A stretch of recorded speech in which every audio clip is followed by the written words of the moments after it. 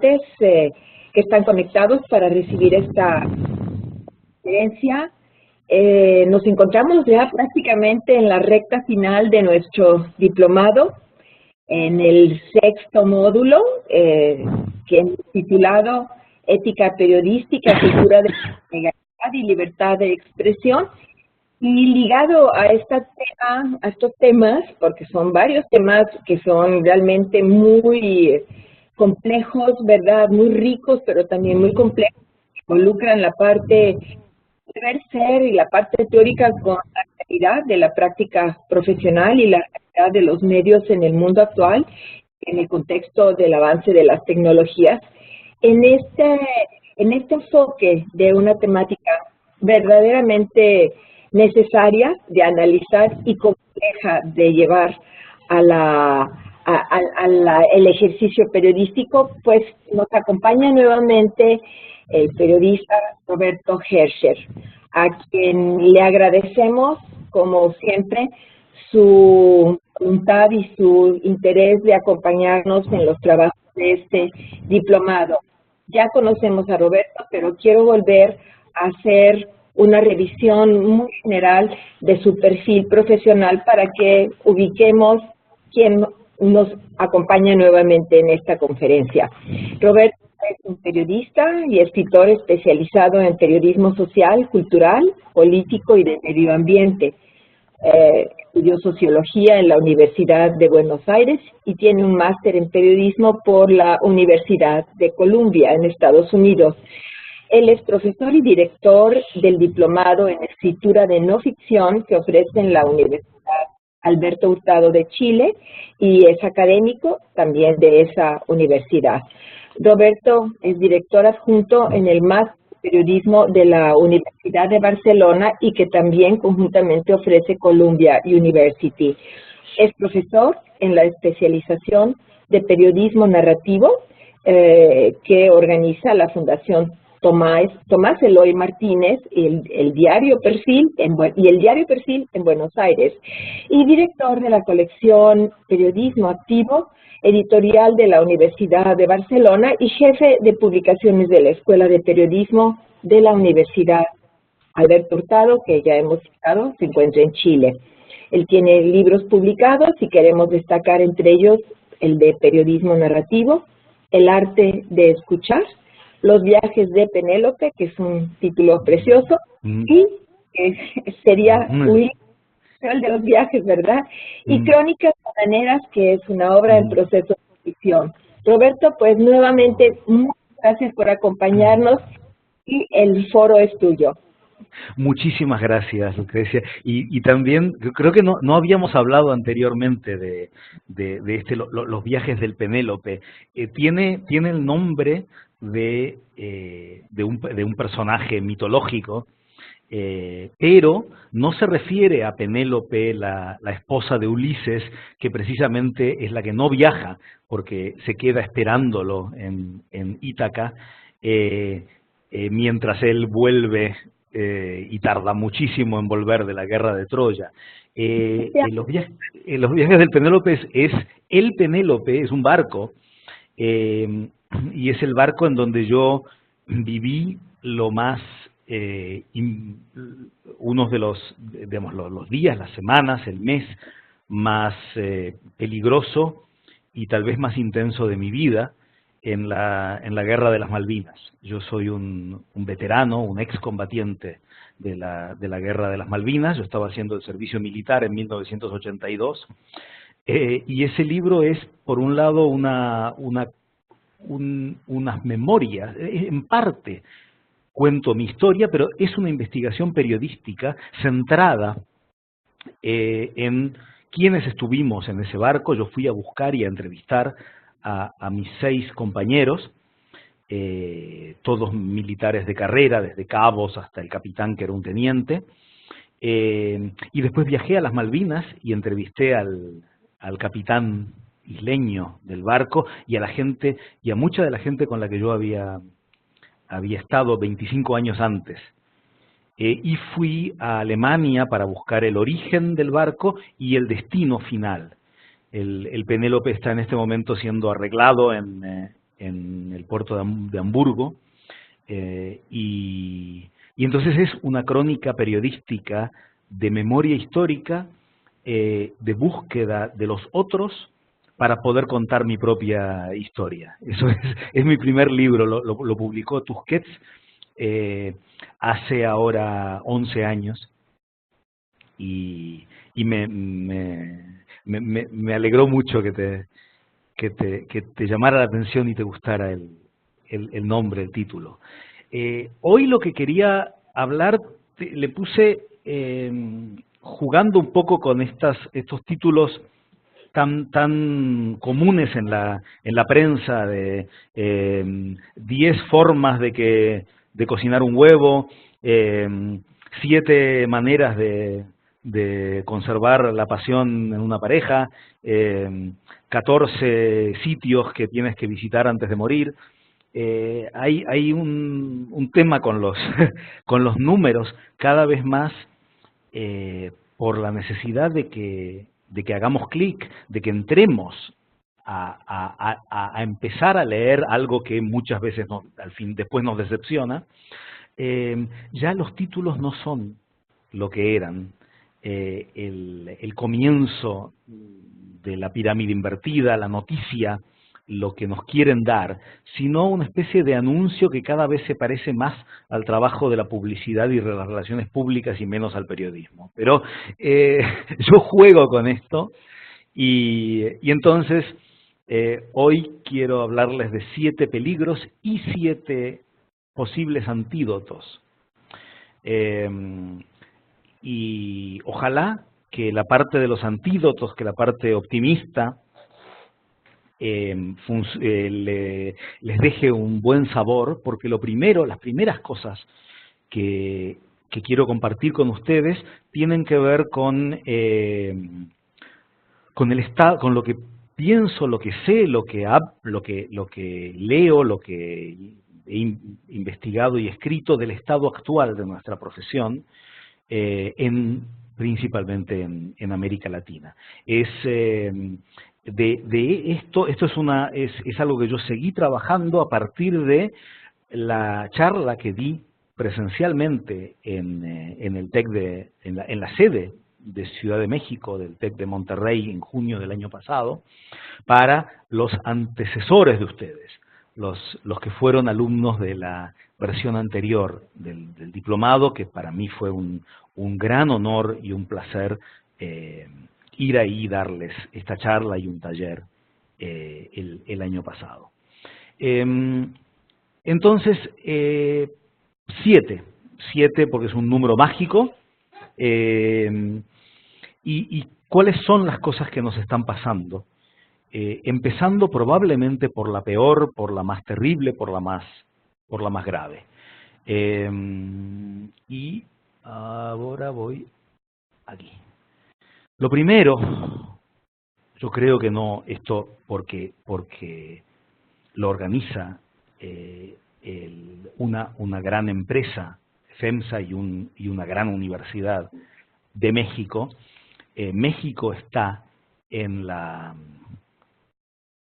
tiene la triste fama de ser el lugar más peligroso de América Latina y uno de los 3 más peligrosos del mundo para los periodistas. Solo se compara con Irak, con Afganistán, con Siria.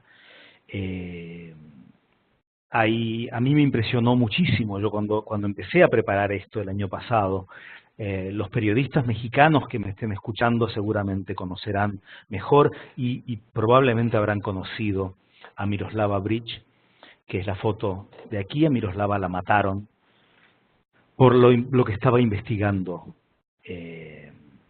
de los que terminaron siendo sus asesinos, del narco, de la corrupción, de los que ya no tienen ningún sentimiento ni ningún respeto por la vida humana.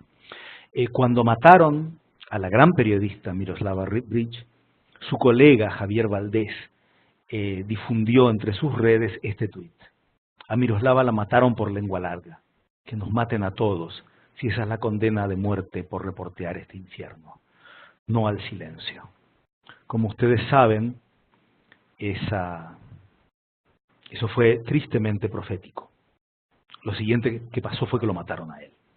Ese es su cuerpo con su sombrero, que en la siguiente foto está.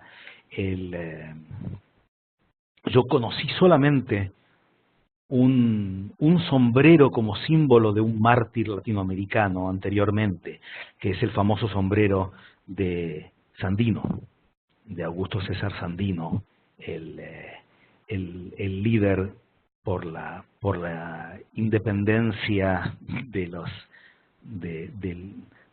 la dictadura y del poder del imperio en Nicaragua. Este es el sombrero de Javier Valdés. Ahora, a un año de su muerte, se ha organizado en México un foro, le han dado un premio póstumo, su nombre no está perdido. Hay una cantidad de periodistas que fueron y siguen siendo asesinados en México, en menor medida en otros países de América Latina. Esto es lo peor que nos puede pasar, que nos maten, que nos maten intentando silenciarnos. Yo hace unos años di una charla, di una clase a los alumnos del TEC de Monterrey por Skype, y uno de los alumnos me preguntó, bueno, ¿qué tenemos que hacer en Monterrey? Tenemos que investigar a las redes del narcotráfico. Y yo desde mi lugar, en ese momento yo estaba en Barcelona, ahora estoy en Santiago, ciudades relativamente calmas y de mucha seguridad. Es muy difícil que aquí asesinen a un periodista por lo que publica, que nos juguemos la vida. Y yo en ese momento le dije a este estudiante, yo no puedo decirte que pongas en peligro tu vida para contar la verdad. A largo plazo es algo absolutamente necesario cambiar una sociedad, un país en donde al periodista que incomoda lo matan. Pero en el momento, en el corto plazo, es una enorme, increíble cariño y admiración por los que se juegan la vida y no se callan. Pero yo, digamos, de ninguna manera podía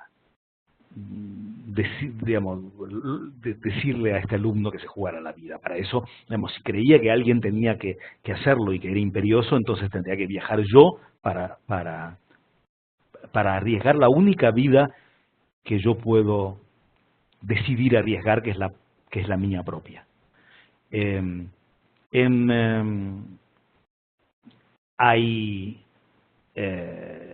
Sí, esto fue hace poquito menos de un año, en mayo del año pasado. En su libro Narcoperiodismo, la prensa en medio del crimen y la denuncia, Valdés también muestra las falencias, las bajadas y las cobardías de su mismo gremio. Nunca se ha callado y ha sido, para todos los que lo conocen y lo han frecuentado, un periodista increíblemente generoso, ayudando a todos los que iban a Sinaloa y sin guardarse información para él, sino compartiéndola con todos los demás. La última mención que escuché sobre él fue la semana pasada. Vinieron de la Fundación Nuevo Periodismo a mi universidad a presentar el premio Gabo en Chile. Vino Jaime Abello, el presidente de la fundación, vino Carlos Dada, el gran periodista salvadoreño, fundador de lo que es el pionero del periodismo independiente digital en el continente, El Faro, y estaba una enorme periodista chilena que es del patronato, del comité de dirección de la Fundación Nuevo Periodismo, Mónica González. Y Mónica hizo un retrato de Javier Valdés, que fue su alumno en un taller de la Fundación, como alguien tan lleno de vida, de ganas de bromear, de risas, que da... Toda muerte es terrible, pero hay alguna gente que la hemos visto tan viva. Y por eso, digamos, frente a los demás peligros que voy a mencionar ahora, el primero, y en el que tenemos que, en primer lugar, estar juntos en el recuerdo y en la voz, porque lo que quieren los que han asesinado a todos estos periodistas es el olvido y es el silencio, es que no nos van a silenciar, por más que sigan matando. Reporteros Sin Fronteras y el Comité de Protección de Periodistas, el CPJ, señalan que México es el tercer país con más asesinatos de periodistas del mundo, solo por detrás de Siria y Afganistán. Y eso es eso es algo insostenible, y que creo que tiene que estar en la conciencia de todo el continente. El año pasado escribí algo, empecé a colaborar con un medio que para mí era un sueño, con el New York Times en español. Yo siempre, secretamente, es que cada uno escribe con el tipo de letra que le sale y que quiere. Yo escribo en Times New Roman, soñando en algún momento con escribir en el Times. Y lamentablemente los dos primeros artículos que publiqué eran sobre algo de lo que me preocupa y que tiene que ver con estas cosas que estamos hablando. Se me ocurrió escribirle al editor de opinión del New York Times en español, que fue compañero mío en el 2001 en un taller que tomamos en la Fundación con Richard Kapuczynski, y después seguimos en contacto. Y tiene que ver con un video que espero que puedan verlo. Yo lo mostré en México. Dura 37 segundos. No sé si les puedo pedir que lo pongan, no sé si, espero que se pueda ver y escuchar al mismo tiempo. Está en francés, es un periodista francés que está participando en una rueda de prensa informal, en un lugar, están todos de pie, con la que entonces era candidata y con posibilidades de ganar las elecciones a la presidencia francesa, Marine Le Pen, del partido ultraderechista y xenófobo Frente Nacional. Y en este momento lo transmitimos. Creo que tiene subtítulos en inglés. El que está más aquí, el que se ve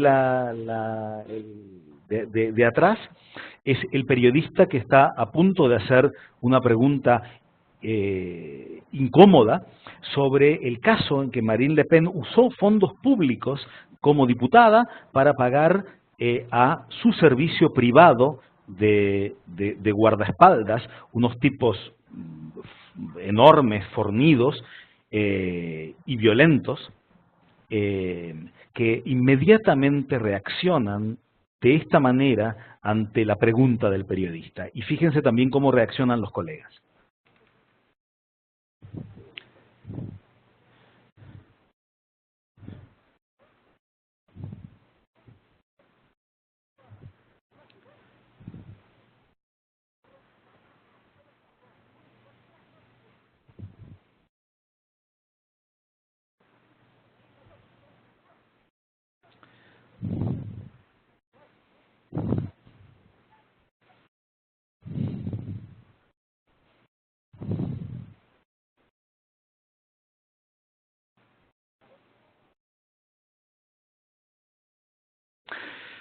Lo último que han escuchado es la trompada en la cara que le dan a este periodista, mientras los demás siguen adentro, haciéndole preguntas, mirando un poco, diciendo qué qué inconveniente qué pesado. Para mí, esa mínima escena en donde los periodistas no reaccionan en masa, nos estaban representando a todos, cuando estos fortachones se llevan a las rastras al que acaba de hacer una pregunta precisa, necesaria e incómoda, y lo echan a patadas y le pegan, es un paso más en lo que se está viendo y se vio en la campaña electoral de Estados Unidos, cuando Donald Trump echó de una conferencia de prensa a este periodista Ramos de Univisión, cuando no aceptó la pregunta del periodista de la CNN y dijo: usted no me hace la pregunta, su medio es fake news, que haga otro la pregunta. Así se empieza, que los líderes, que en muchos países son cada vez más autoritarios, les dejemos salirse con la suya. Así empiezo el artículo que publiqué en febrero del 2017 en el New York Times. El video es angustioso de ver. Marine Le Pen, la candidata del ultraderechista Frente Nacional de Francia, está hablando con periodistas cuando Paul Larratouru, reportero del programa Quotidien de la cadena TF1, le pregunta por las acusaciones de que su oficina usó fondos del Parlamento Europeo para pagar al personal de su partido. En ese momento, obedeciendo una orden invisible, dos enormes y macizos seguratas se llevan a Larratouru a rastras hasta la puerta.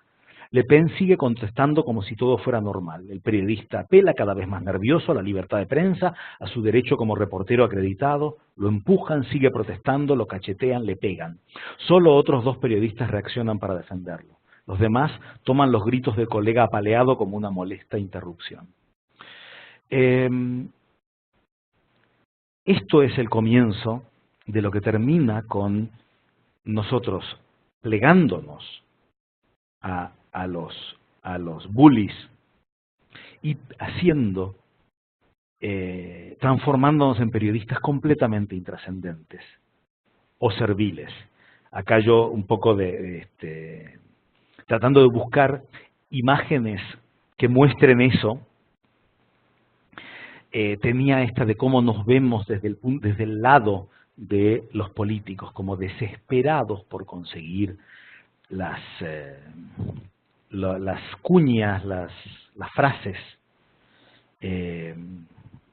poniendo el micrófono en vez de haciendo la pregunta.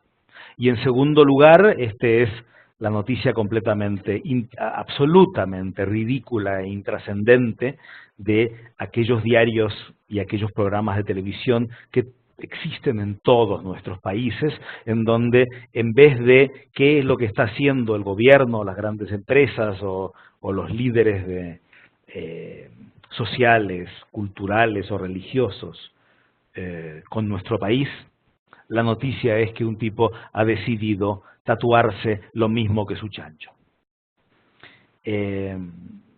Y después nos quejamos de que la gente ya no nos tenga respeto como periodistas. Para mí, alguien como Larratouru, de un programa de investigación que cuenta los secretos del poder como Quotidien, muestra por un lado la valentía, por otro lado que ya no es lo mismo. Hay una nueva generación, en Europa es terrible, las nuevas generaciones de ciudadanos y de votantes se han olvidado, ya no han vivido, no han tenido la experiencia del fascismo, y estos líderes que prometen mano dura y que primero la toman contra los críticos, y ahora ya la están tomando contra los periodistas de investigación, hacen que si no nos unimos, si no hacemos algo para parar este ataque que no es a uno, no es si a uno que sacan a empujones y le pegan, los demás lo dejamos pasar y seguimos como si no hubiera pasado. No se lo han hecho a él, por supuesto que se lo han hecho a él, pero también nos lo ha hecho a todos nosotros, y prácticamente dejamos de tener la representación de los que hacemos las preguntas necesarias e incómodas, y nos rendimos.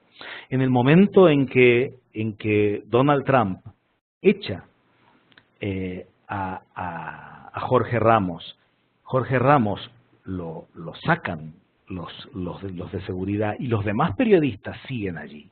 En el momento en que le dicen, no, tu pregunta yo no la acepto, que pregunte el siguiente y el siguiente pregunta, en vez de decir, no señor, hasta que no le responda a él, yo no, ninguno más va a hacer una pregunta. No hemos entendido que nos han declarado la guerra y que con nuestra rendición ya la han ganado. El punto máximo es cuando nos matan, pero empieza con escenas como esta. Acá busqué en varios países esta visión amarga del periodista, la que aparece desde el vendido. Este es mi título de periodista independiente y es el dólar. La otra, es Soraya Sáenz de Santa María, la vicepresidenta del gobierno de España, y la pregunta es, ¿cuando no los vemos se ríen de nosotros? Y lamentablemente, si la respuesta es sí, es que tienen razón. Nos hemos resignado al servilismo y a la intrascendencia. Y ese es nuestro problema. Después voy a hablar de qué mal nos tratan los otros y de que poco nos pagan y de cómo no nos contratan. Pero para mí, yo creo, tal vez es una cosa desafiante, pero el primer problema somos nosotros mismos. Decía, hay uno de los libros de Kapuscinski, como les dije, yo lo conocí en el 2001 y después lo entrevisté en el 2004 en Barcelona y escribí un capítulo sobre su obra en periodismo narrativo. Me parece que Kapuscinski es uno de los grandes maestros.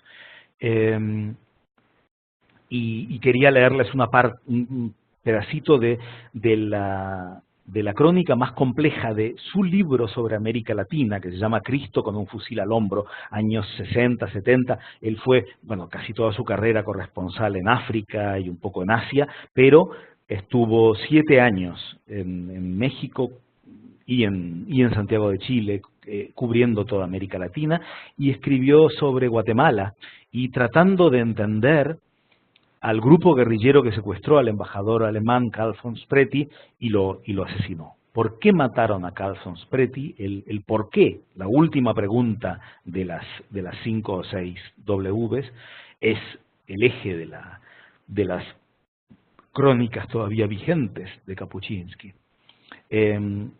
Y para mí esta página de Kapuscinski sigue siendo, dialoga con lo que les mostré antes.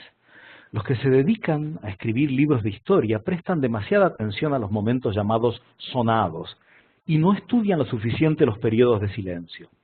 Se trata de una falta de intuición, esa intuición infalible en cualquier madre cuando se da cuenta de que de la habitación del hijo no le llega ningún ruido, que es un silencio en el que acecha algún peligro. Corre a intervenir porque siente que el mal flota en el aire. El mismo papel lo desempeña el silencio en la historia y en la política. ¿Cuánto silencio emana de los países poblados de cárceles llenas a rebosar? Sobre el país de Somoza ni una palabra, sobre el país de Duvalier ni una palabra. ¿Cuánto empeño ponen esos dictadores en mantener ese ideal estado de silencio que a cada momento se ve amenazado? ¿Cuántas víctimas causa y que costas ocasiona. El silencio tiene sus leyes y exigencias. El silencio exige que los campos de concentración se levanten en lugares apartados. El silencio precisa de un aparato policial gigantesco. Necesita de ejércitos de delatores. El silencio exige que sus enemigos desaparezcan de repente y sin dejar rastro. No le gusta que ninguna voz, ya de queja, ya de protesta, ya de indignación, turbe su paz y tranquilidad.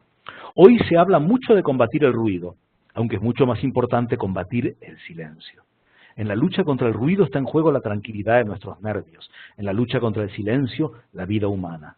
Aquel que quisiera romper el silencio en que la United Fruit Company llega a cabo sus maquinaciones, expondrá a su país a una intervención de los Marines. Está hablando del golpe de Estado contra Jacobo Arbenz en Guatemala, orquestado por la compañía bananera que dio lugar al concepto que yo creo que es la gran idea política que los latinoamericanos le legamos al mundo, el concepto de la República Bananera. Sería muy interesante que alguien investigara en qué medida los sistemas de comunicación de masas trabajan al servicio de la información y hasta qué punto al servicio del silencio. ¿Qué abunda más, lo que se dice o lo que se calla? Se puede calcular el número de personas que trabajan en publicidad. Y si se calcula el número de personas que trabajan para que las cosas se mantengan en silencio, ¿cuál de los dos sería mayor? En Guatemala, cuando sintonizo una emisora local de radio y solo oigo canciones, anuncios de cerveza y una única noticia del mundo, que en la India han nacido hermanos siameses, sé que esa emisora trabaja al servicio del silencio.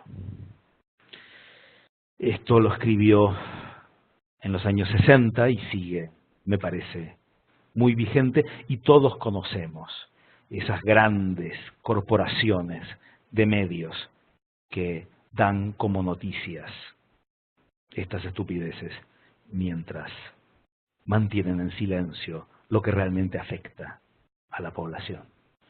El quinto de los 7 problemas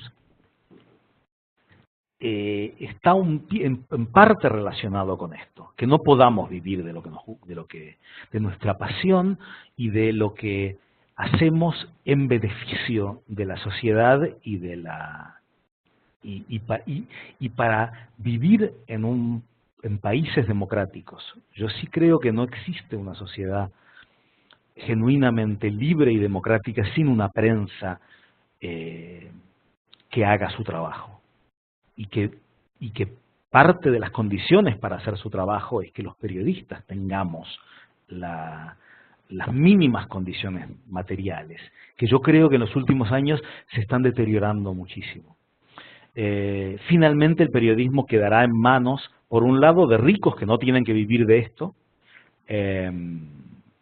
y de interesados que les interesa publicar pseudo noticias que en realidad benefician a aquellos de los que en realidad viven. La segunda vez que publiqué en el New York Times, yo tenía otro título y Boris Muñoz, mi gran editor, jugó con esta idea de García Márquez, de que el nuestro es el mejor oficio del mundo, y me propuso llamarlo la miseria del mejor oficio del mundo. A comienzos de este siglo, entonces, ahí había algo que yo tenía, esto es el trabajo también de un gran editor. Esto estaba por la mitad del artículo y él me dijo, ¿por qué no empezás así? Yo quería contar de 3 libros que me parecen fascinantes, un periodista y novelista colombiano, un gran escritor, Andrés Felipe Solano, una periodista y antropóloga y bióloga y divulgadora social y activista política de Estados Unidos, Bárbara Ehrenreich, y una escritora y reportera francesa, Florence Aubernaz. Yo había leído los 3 libros y descubrí que, por un lado, son fascinantes formas de hacer periodismo en primera persona. Y entonces, también, de una forma desafiante, empiezo así. A principios de este siglo, 3 periodistas realizaron sin saberlo el mismo proyecto. Vivir entre 6 meses y 1 año con el sueldo mínimo, disfrazándose de obreros manuales, camareros, lavaplatos, limpiadores. El colombiano Andrés Felipe Solano publicó su libro Salario Mínimo, que está en Tusquets. La estadounidense Barbara Ehrenreich, Nickel and Dimed, en inglés, que tiene que ver con por calderilla, por 4 duros, es la traducción en España. Y la francesa Florence Aubernas, El muelle de Ouistreham. En los 3 se detalla en primera persona cómo afecta al cuerpo, al ánimo, a la calidad del trabajo, el vivir con tan poco, el no tener margen económico para decir no, el estar permanentemente sujeto a los caprichos del jefe, el comer mal y matarse corriendo detrás de una liebre que siempre corre más rápido. Hoy, los periodistas no necesitamos disfrazarnos de nada para tener la experiencia de vivir con el sueldo mínimo. Y el aprendizaje de las dificultades psicológicas, mentales y físicas de vivir con muy poco que plantean estos libros, ahora llega a nuestro gremio y afecta al periodismo que hacemos. En Hispanoamérica los sueldos de los periodistas nunca fueron para tirar cohetes, pero con la crisis económica y las crisis de los modelos de negocios de los medios provocada por el auge de Internet, la situación se ha deteriorado de manera alarmante. Cada vez cobramos menos, cada vez hay menos periodistas en plantilla, los de plantilla tienen sueldos que están infinitamente y dolorosamente a años luz de los sueldos de los gerentes y de los dueños y del consejo de administración de nuestros medios que rigen y controlan nuestro trabajo. Pero cada vez más los medios se llenan con trabajos de colaboradores que no tienen ninguno de los beneficios de un empleo fijo y cuyas piezas cada vez se pagan menos mientras el costo de vida sube. Esto es de los últimos. Entonces, sigo ante la inestabilidad y angustia del freelance. Muchos ven en la obtención de un empleo fijo como un sueño realizado, pero también ha desmejorado la situación de los periodistas de planta. Según un estudio de la Asociación de la Prensa de Madrid, los sueldos han caído un 17% en el último lustro y más de la mitad de los empleados de un medio ganan menos de $27.000 al año, que es en algunos países se puede vivir con eso, en otros difícilmente. En toda Iberoamérica las plantillas de los principales medios se achican, los despidos están a la orden del día y doy varios ejemplos en Argentina, en Colombia, en Chile, que eran casos presentes en el momento en que escribía eso. Y esto llega ya a tal nivel de falta de medios para trabajar que ya ni siquiera pensamos que escribir, copiar, no cuidar, no vigilar, no tener orgullo por lo que publicamos, sea algo que tenga algún sentido. Cada vez más las redes sociales están llenas de desde denuncias hasta bromas del estado del periodismo. Lo típico, yo creo que muchos de ustedes lo han visto, este es algo que inició una de las principales revistas sobre periodismo, la revista que publicó mi alma mater, la Universidad de Columbia, el Columbia Journalism Review. En su última página tiene estas copias, se llama The Lower Case, que en parte yo creo que tiene que ver con no tomarnos en serio, con no tener respeto por nosotros mismos y por nuestro trabajo, que terminemos haciendo cosas que son risibles y ridículas. Títulos como el Partido Socialista del País Valenciano pide que se garantice el aborto a los 12 meses. Se realizará una actividad de difusión del SIDA en la Plaza de Armas. Uno puede imaginarse de qué manera pueden no difundir información sobre el SIDA, sino difundir el SIDA. Cantabria tiene 131,73 reclusos por cada habitante. El gobierno no descarta aumentar el precio con S. Un avión español se estrella en Turquía por tercera vez en lo que va del año. Debe ser un avión que hasta ahora era muy fuerte porque sobrevivió a 2 estrellamientos.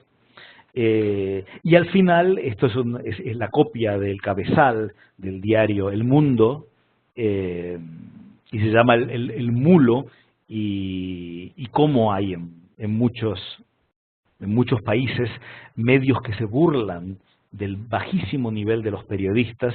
Este título del Mulo es "Matan a un matemático en un ajuste de cuentas", que es, por eso, lamentablemente solo el último es un chiste, todos los demás son los errores que vemos todos los días en la prensa y que después nos preguntamos por qué el público no nos aprecia, no nos admira, no nos respeta, y por qué no están dispuestos a pagar dinero para leer lo que nosotros hacemos cobrando, mientras tanta gente informa en redes sociales y en blogs y en medios digitales gratis. Hacia el final, bueno, esto no tiene que ver con perder las ganas de hacer periodismo, pero me pareció, digamos, estaba buscando una foto que mostrara perder las ganas, y creo que lo muestra con otra actividad humana. Pero de todo esto, del miedo, de la resignación, de la falta de valoración de los otros, mostrado, entre otras cosas, con un sueldo digno, y en falta de autoestímulo, es que ya no queramos. Y que es imposible conservar el entusiasmo y la admiración del público si lo perdimos nosotros mismos. Antídotos. Frente a los asesinos no hay antídotos, no hay chistes, no hay dibujos.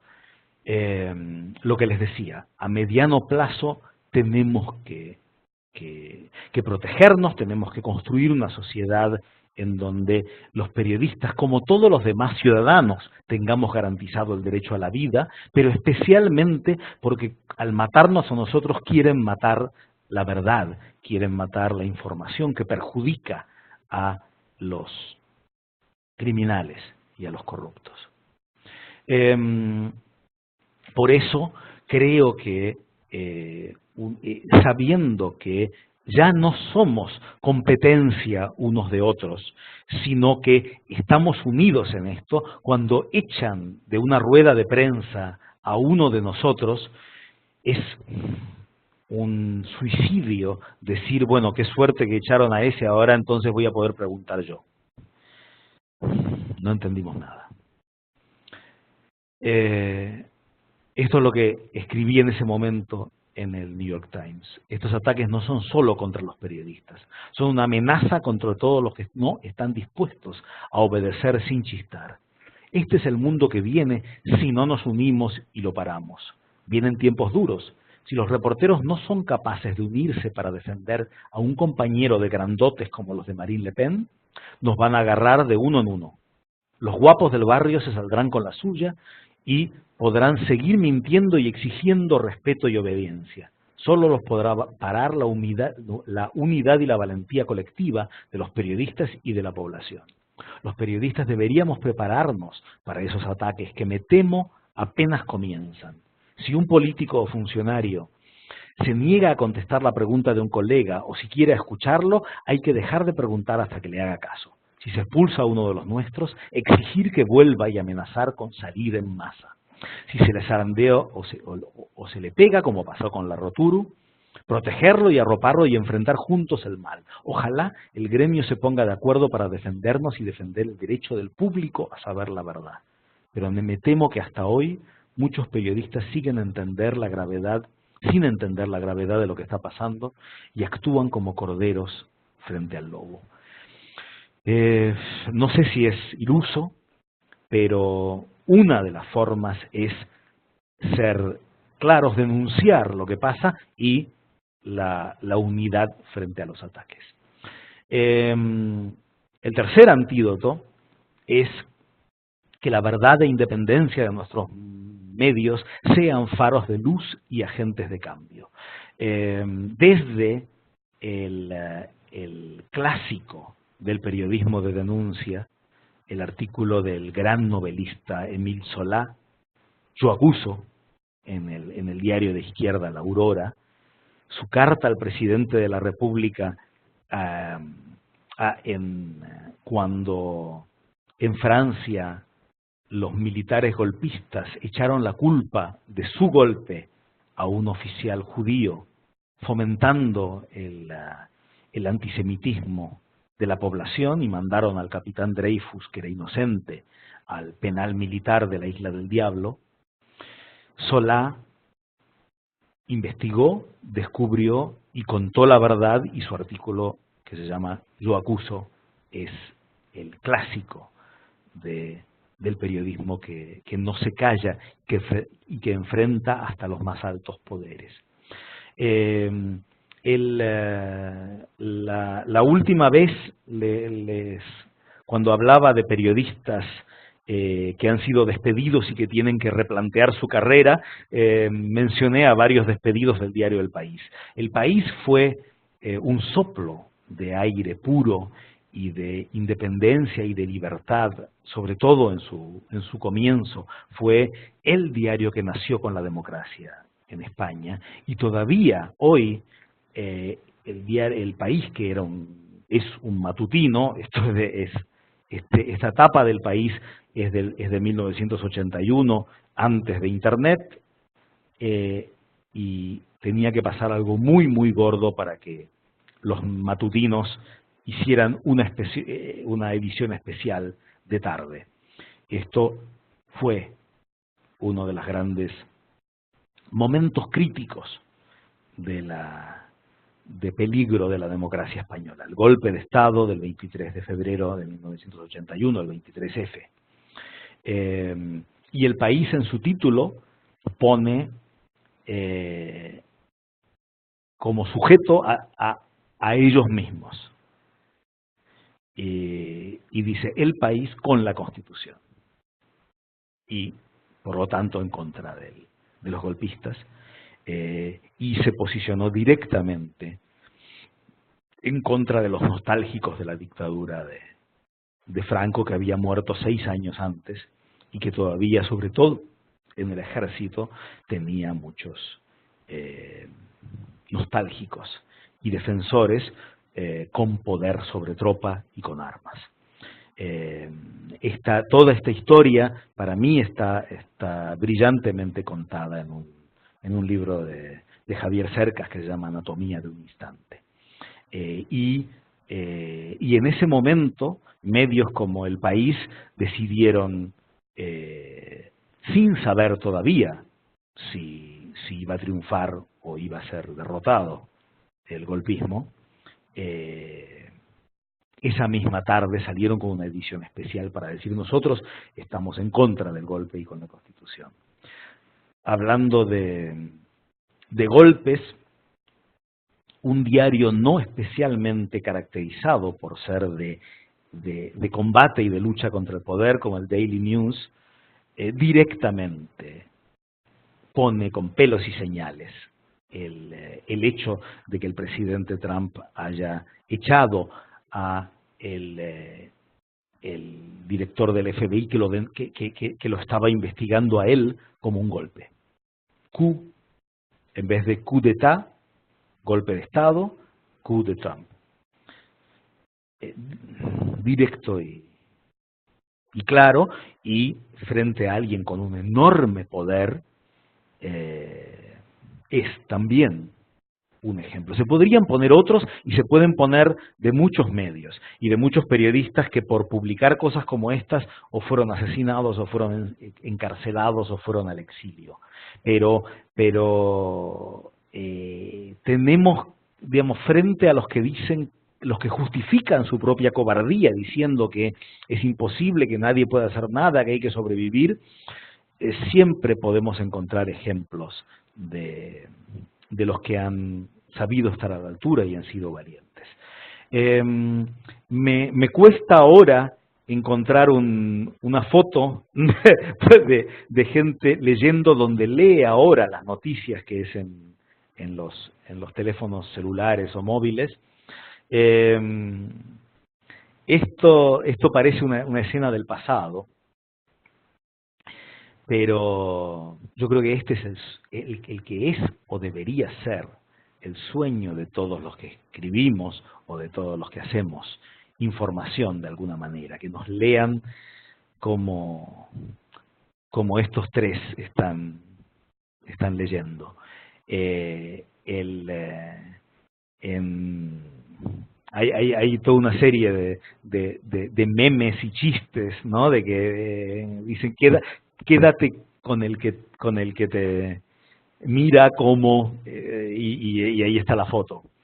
Yo diría, digamos, quédate con el que te mira o con la que te mira como estos están leyendo el diario, que la sociedad nos necesite, que nos vea como aliados.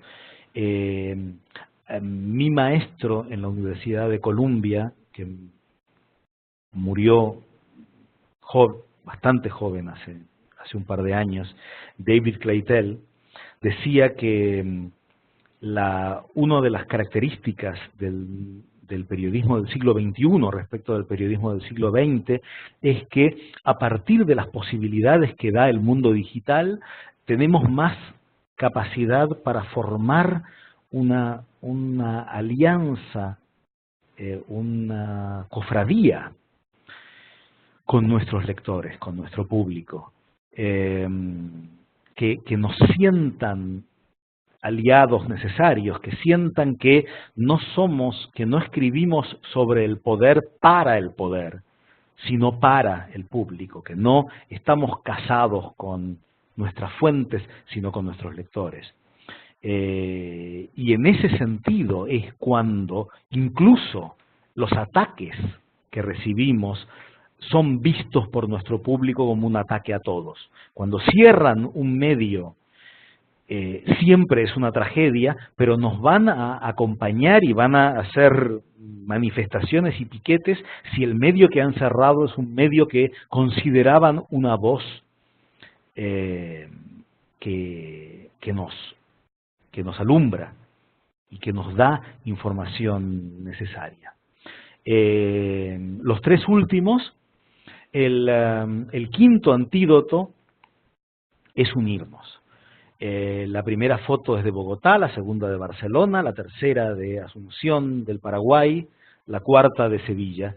Normalmente los periodistas vamos a las manifestaciones para cubrir y informar sobre lo que otros exigen y protestan.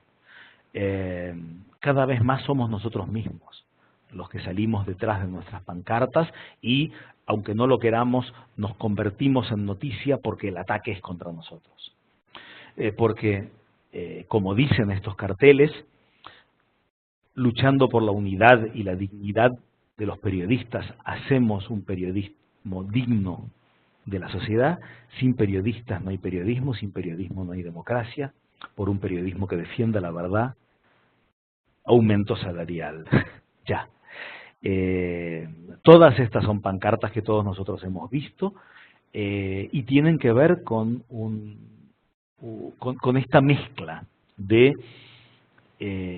condiciones de trabajo y de vida, posibilidad de cumplir con nuestro difícil encargo, con nuestra noble responsabilidad de obtener y transmitir la verdad, y hacer eso en lo que yo estoy completamente de acuerdo con el segundo cartel. Sin un periodismo, sin un tipo de periodismo, que es el periodismo libre, valiente, serio, que se toma en serio a sí mismo, no hay democracia que valga. Para eso necesitamos, entre otras cosas, vivir dignamente. Estuve buscando indicadores internacionales más modernos, este es de 2015, pero creo que sigue siendo igualmente impactante. Hay muchos países en donde la hora de trabajo de un periodista se paga menos que la hora de trabajo del personal de limpieza, que es necesario y digno, y que al menos deberíamos ganar lo mismo que ellos. Hay unas variaciones enormes. Esto es un informe de la Universidad de Ámsterdam. El promedio es de $24 por hora de trabajo de periodista en Estados Unidos. Eso baja a 14 en Argentina, a 11 en España, a 9,8 en Chile. Colombia es 7,2, México es 4,7. Eso era esto está desactualizado, pero creo que va un poco por ahí. Y en parte, en lo terrible de estas cifras está alguna de las respuestas de por qué en mi país el periodismo es tan malo, por qué cuando un periodista destaca y sabe que es bueno y quiere entonces vivir bien y tener una familia y tener hijos y alimentarlos, deja el periodismo, se pasa a ganar 10 o 20 veces más haciendo prensa y relaciones públicas para las fuentes o para el gobierno, para las empresas, o directamente hacer otras actividades y deja la profesión. ¿Por qué no? Y tiene que ver en parte con también con un poder económico y una clase empresarial que no les interesa particularmente que los periodistas ganen como los profesionales con responsabilidad que somos. En el último yo quería mostrar 4 caras, 3 son mujeres, como muchos de los grandes y más valientes periodistas de ayer y especialmente de hoy. Ana Politkovskaya, yo tuve el placer y el honor de estar con ella en una conferencia en Alemania y de verla 2 veces en Barcelona. Hablé con ella, nos escribimos. Todavía me da escalofríos saber que está viva su cuenta de email, pero ella no, porque hace 10 años la acribillaron en la puerta del ascensor de su casa por decir la verdad sobre las atrocidades cometidas por el ejército ruso en la guerra de Chechenia. Amira Haas, que es la de abajo, es probablemente, creo que la periodista más valiente de Israel y la única israelí judía que vive en los territorios palestinos ocupados y cuenta al público de Israel lo que pasa de verdad con los palestinos. Seymour Hersh es el gran periodista de investigación que destapó las masacres del ejército contra civiles y contra niños del ejército de Estados Unidos en Vietnam en los años 70. Su investigación y después su libro sobre la masacre en la aldea de My Lai es el que cambió la percepción de lo que estaba haciendo Estados Unidos en la guerra de Vietnam. Y en el 2003, cuando se necesitaba a un joven como el joven Seymour Hersh de los 60, contando de verdad qué es lo que estaban haciendo las tropas de Estados Unidos en Irak, el que destapó el escándalo de las torturas y asesinatos en la prisión militar de Abu Ghraib en Irak, fue el mismo viejo Seymour Hersh en la revista New Yorker.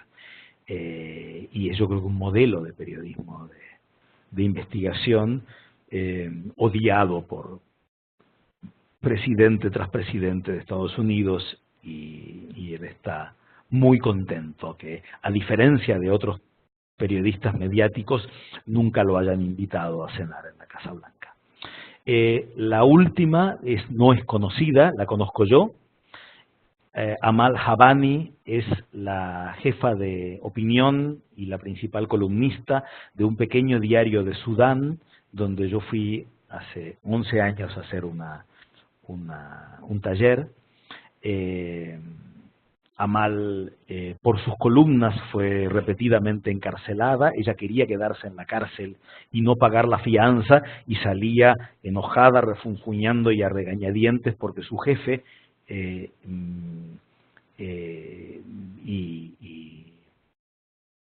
mi amigo y exalumno Mohamed Awad Sufi pagaba la fianza, porque le decía: te necesitamos en la redacción. La redacción es donde yo fui con ellos en Jartum, la capital de lo que entonces era Sudán y ahora es Sudán del Norte, el único país cuyo presidente ha sido sentenciado por la Corte de la Haya, y es una periodista que, sin el apoyo de ninguna organización internacional ni nadie por cumplir con su trabajo, hace lo que tiene que hacer. Yo creo que son 4 de muchos ejemplos de los 4 continentes que están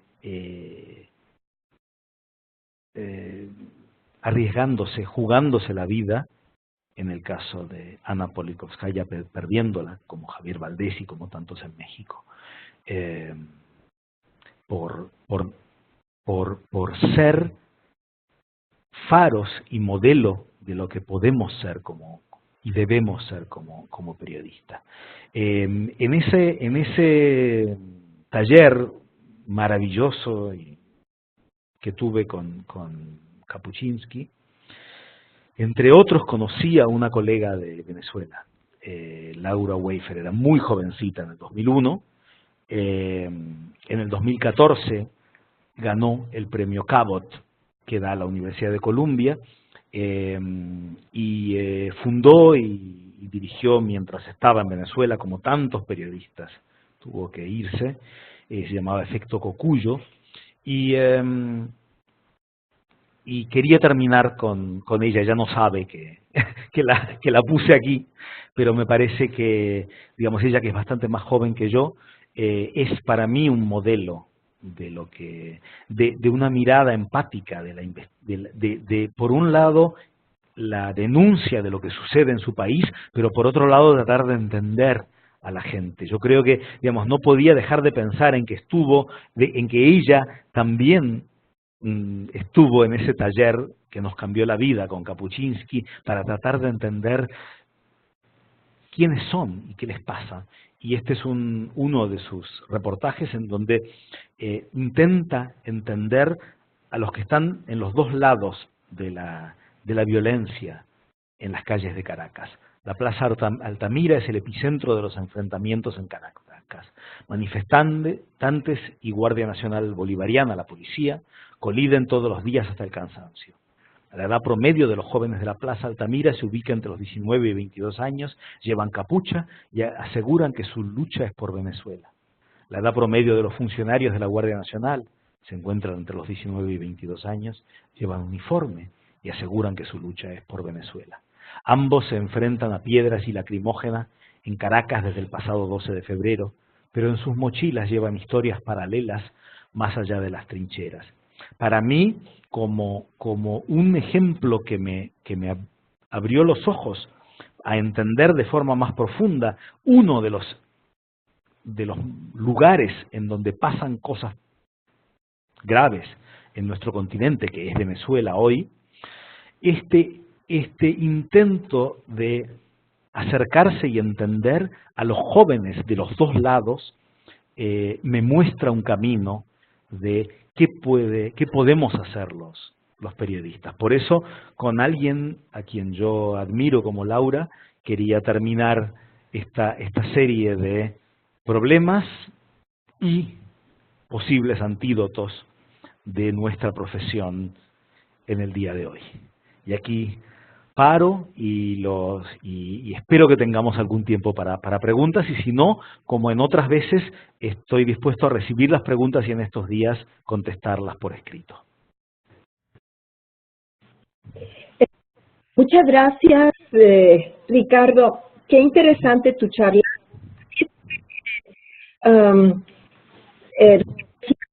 ¿Verdad? En pantalla, porque no me veo yo ¿sí estoy? Yo te veo. Perfecto, muchas gracias. Bien, sí, hemos recibido, ha empezado a recibir, qué interesante, porque todos los problemas que nos estás compartiendo y estás planteando sobre la mesa, pues representan el día a día de lo que es la acción periodística. Y, por ejemplo, relacionando todo esto con el módulo que están estudiando actualmente los periodistas inscritos en el diplomado, siempre el tema, ¿verdad?, es moverse entre estas dos fronteras, entre estas dos orillas de lo que es la periodística, la libertad de expresión, y lo que es la otra orilla de la realidad política y de la realidad, digamos, incluso empresarial, en la que se tienen, y social, en la que se tienen que mover.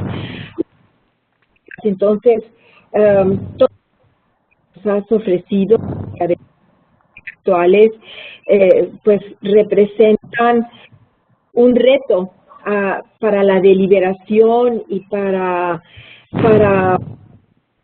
visualización de cómo los periodistas ven su trabajo profesional en contextos sociales y políticos que cada vez son más complejos, y no solamente en América Latina, en donde estamos más acostumbrados a sistemas de represión o de censura de prensa. Tú, la imagen que nos compartes en Francia con Marine Le Pen es impactante. Bien, entonces, para dar más espacio a nuestros colegas periodistas que están en el diplomado, voy a dar lectura a algunas de las preguntas que hemos recibido, Roberto. La primera es de Roy Moncada y dice lo siguiente: buen día a todos.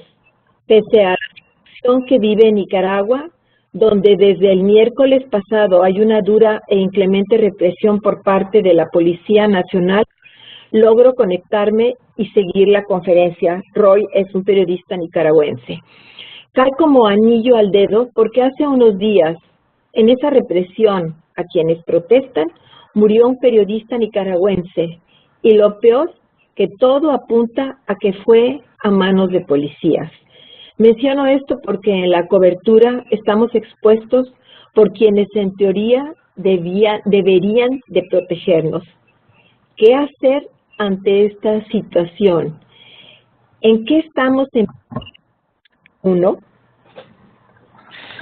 Sí, te estoy escuchando con, digamos, creo que entiendo todo por contexto, pero hay momentos en donde se va el sonido. Yo tengo, digamos, me duele muchísimo lo que está pasando en Nicaragua. Esta semana, ayer, debería haber sido un día de júbilo para todos los nicaragüenses.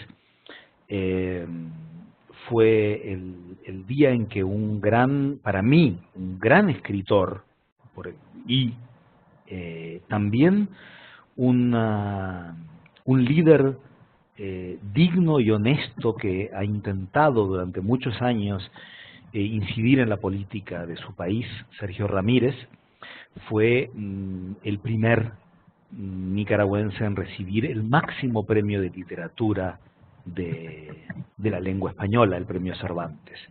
Y él empezó, yo invito a todos a leer en alguno de los lugares en donde se ha publicado Su discurso está en Nicaragua, está íntegro en la web de la prensa, está también en la página web de la Fundación Nuevo Periodismo, en donde Sergio Ramírez es uno de los patronos y maestros por pedido de García Márquez. Y él empezó su discurso ante los reyes de España y por el premio Cervantes por el Día del Libro, que fue ayer, dedicándoselo a los jóvenes que no que murieron, a veces se dice murió como si fuera de una enfermedad, no, que fueron matados, que fueron asesinados, defendiendo, él dijo, la libertad, la justicia y que su país vuelva a ser república. Es terrible lo que sucede, y yo creo que sin embargo hay un enorme, he visto, yo digamos hace mucho que no voy a Nicaragua, pero hay algo que yo creo que fue muy importante en los que ahora son los que tienen la capacidad de ser maestros del periodismo en Nicaragua, porque se formaron como periodistas a la par de muchos periodistas internacionales que fueron a Nicaragua y a El Salvador, y en algunos casos también a Guatemala, en la época en que esos países centroamericanos eran el centro de la ebullición de la política mundial, en la época de Ronald Reagan y los estertores de la Guerra Fría. ¿Qué hacer? En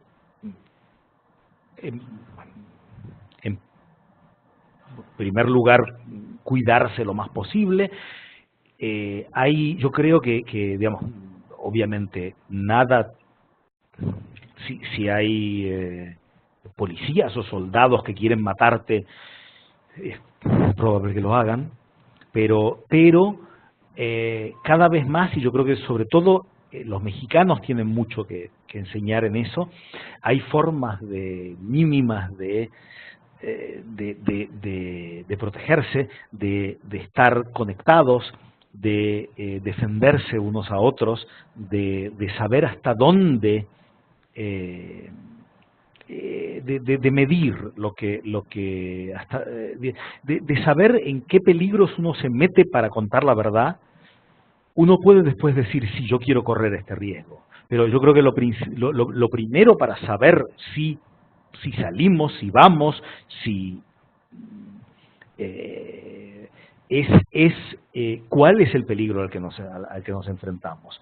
Entonces yo lo primero que diría es tener el mayor conocimiento posible sobre ese peligro, y después intentar balancear el que se sepa la verdad con el proteger nuestras vidas, el denunciar, el estar muy cerca de los medios internacionales y de las organizaciones y de las embajadas. Muchas veces es la presión internacional.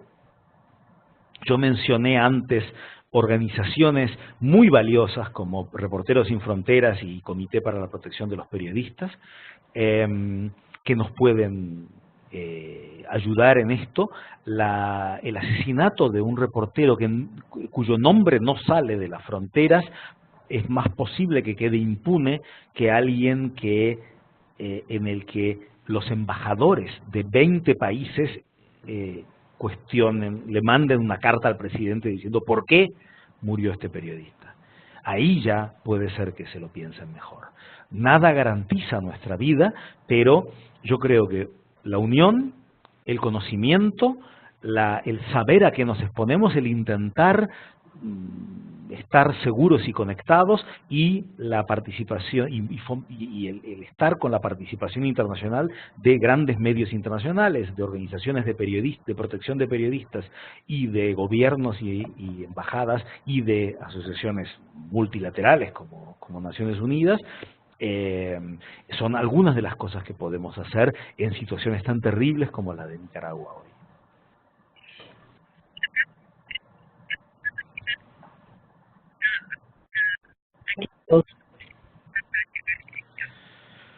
No escucho.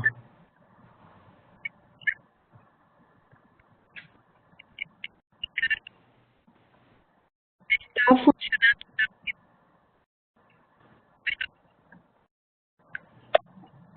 Hola, doctora, no la escuchamos. No.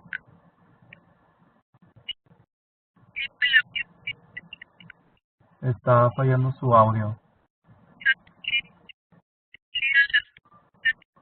No sé si me puede llamar por celular y yo pongo su...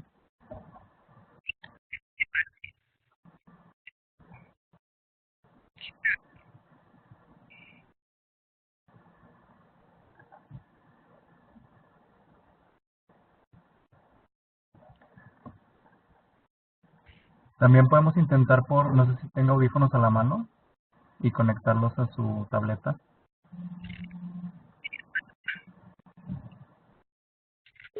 Ok.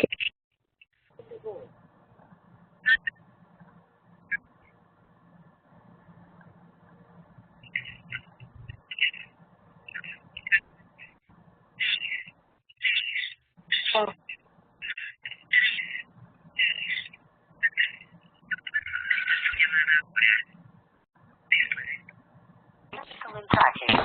Marca la tecla gato cuando termine. Ricardo. Sí, ya la escuchamos. Ay, Dios.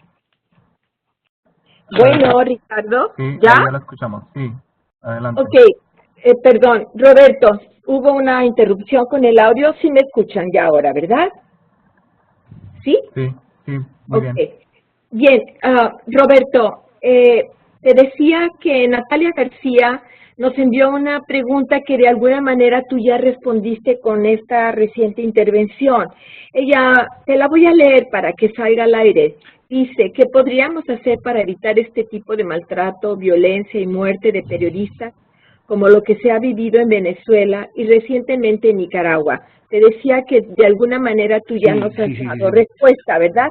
Voy a aprovechar para leer lo que nos queda de tiempo, otras preguntas, y voy a ligar dos de ellas, porque están relacionadas. Una es de José Eduardo Maupome, que dice lo siguiente, y la voy a ligar con otra que yo te envié. La de José Eduardo dice, actualmente el medio de difusión más efectivo y amplio son las redes, y las empresas más grandes tienen mucho más poder monetario para lograr difundir sus mensajes. ¿Crees que existe alguna manera de contrarrestar este efecto digital? Y mi pregunta, relacionada también con las redes, dice, ¿ves alguna relación entre la pérdida de la visibilidad e importancia social de la profesión del periodismo con el avance y difusión de la información no profesional a través de las redes sociales? ¿O este fenómeno responde más a la irrupción de tendencias políticas autoritarias? Que sí, qué bueno. Además, esta combinación de las dos cosas. Yo desde hace tiempo que estoy... Ha alcanzado línea.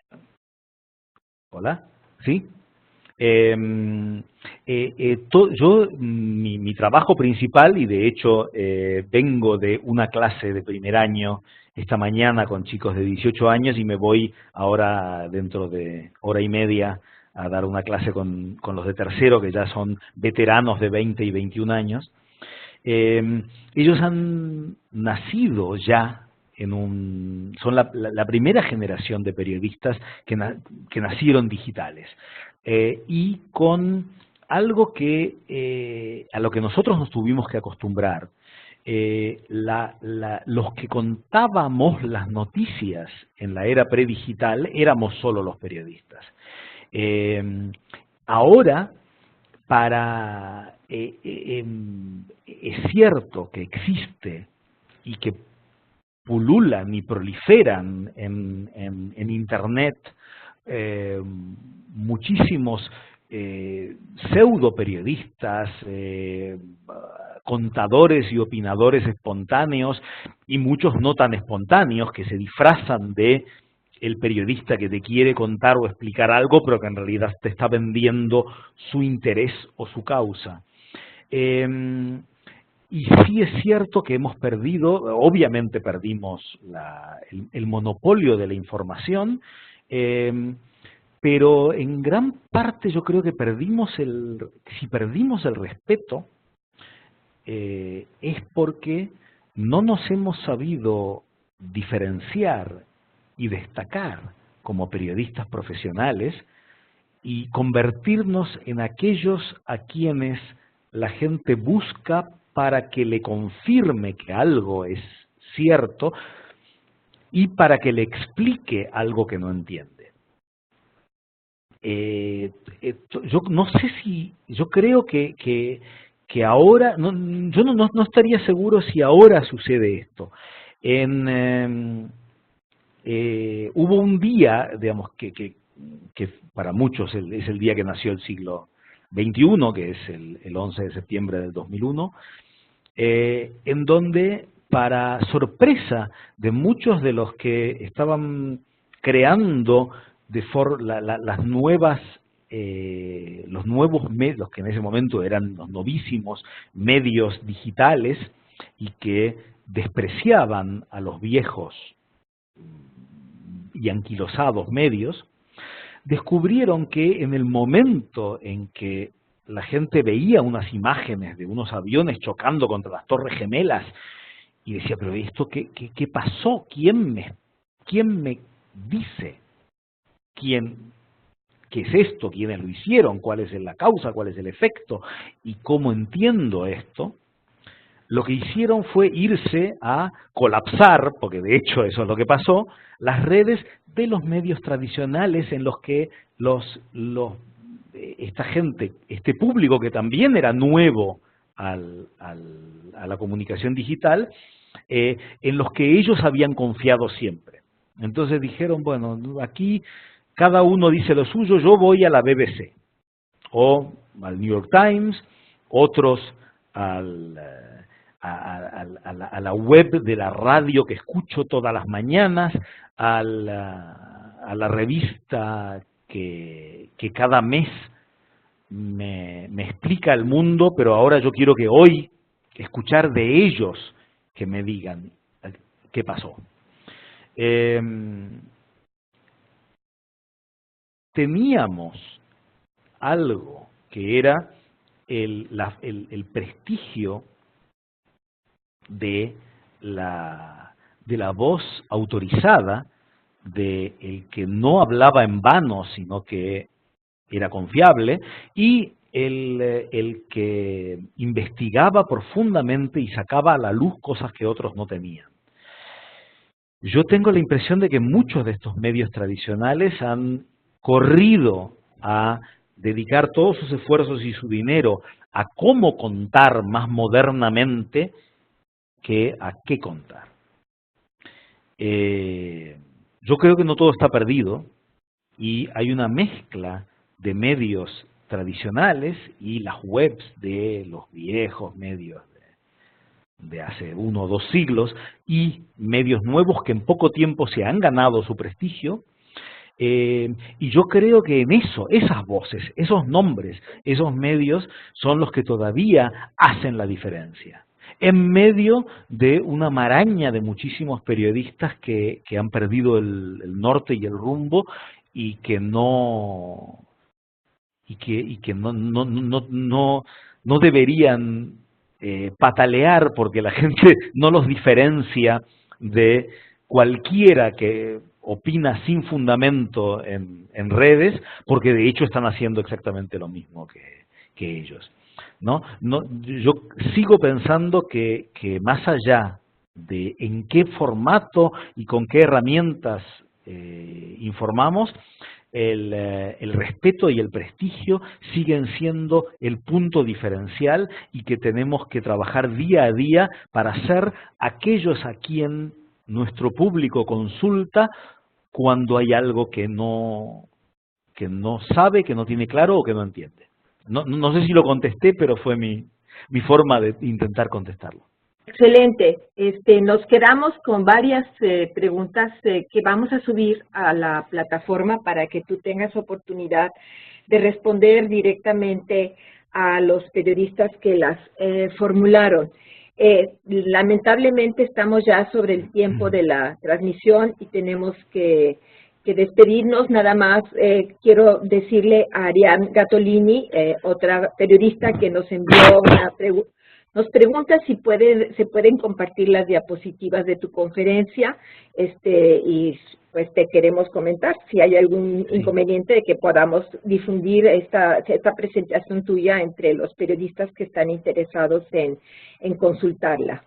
Sí, no para difundir ni publicar ni nada que sea para, digamos, con un fin más allá del académico de este diplomado, porque yo he usado, digamos, esto es una clase en donde yo tomo, por ejemplo,